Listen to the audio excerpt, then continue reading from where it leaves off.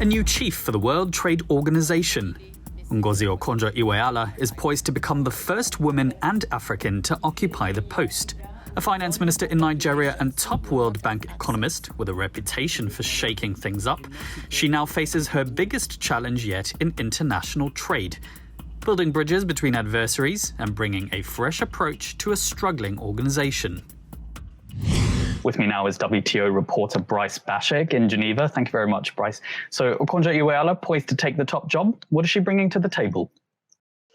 Ngozi Okonjo-Iweala is an excellent pick to lead the World Trade Organization. The 66-year-old Nigerian is a developmental economist who was educated at Harvard University in the 70s and earned her graduate degree in economics from the Massachusetts Institute of Technology. She then spent 25 years at the World Bank, where she rose to the second highest position and served 2 stints as Nigeria's finance minister.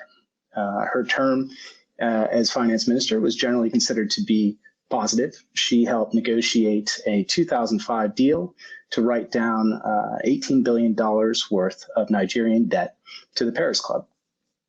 She is also an American citizen who has lived in the DC area for most of her life now, and will be the first woman, the first African, and the first U.S. citizen to lead the World Trade Organization.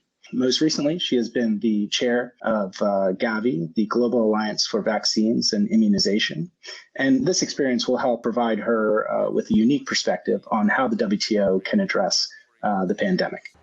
So, Bryce, the WTO in recent years has become dysfunctional in a number of areas. Could you take us through some of those key issues and then perhaps give us some insight into what her approach is to resolve these?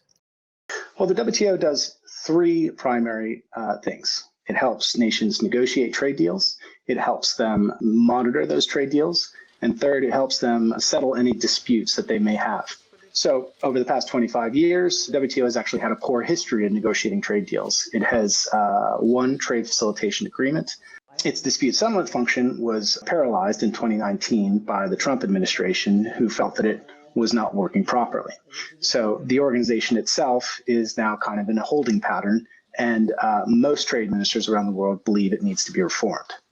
Ngozi Okonjo-Iweala has campaigned as her experience as a strong reformer in Nigeria, and she wants to bring together nations to come up with areas of common agreement so that they can move forward with new trade negotiations and making the organization fit to govern the 21st century global trading system. Now, a word of caution here. The Director General broadly doesn't have as much power as, say, a president or a prime minister. Her job is to facilitate meetings, to set agendas, to speak to the press, and occasionally to help mediate disputes. That said, she plans to play a stronger role than Director Generals in the past, and to try to bring this organization back to its feet.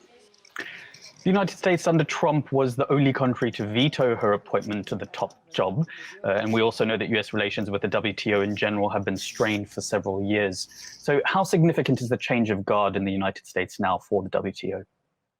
So the Trump administration did not really like the WTO. President Donald Trump believed that China's accession to the WTO in 2001 helped China rise at the expense of countries like the United States, who saw their manufacturing capabilities hollowed out as jobs were shipped overseas. Donald Trump even went so far as to say that the WTO was the worst agreement the U.S. had ever signed. His administration, through various policies, crippled the WTO, and most recently blocked the appointment of Ngozi Okonjo-Iweala to be Director General. Now, the Biden administration has taken a different approach. President Joe Biden believes that multilateralism can be a helpful tool for the United States and the rest of the world's nations to confront global challenges.